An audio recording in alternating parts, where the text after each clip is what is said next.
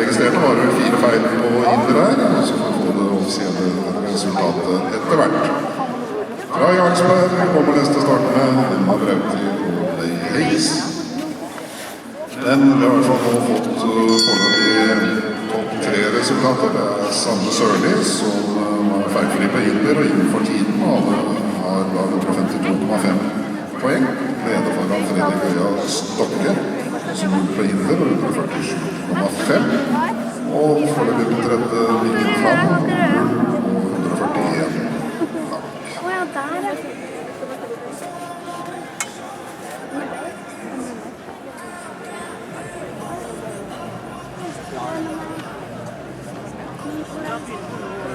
Det var det nå?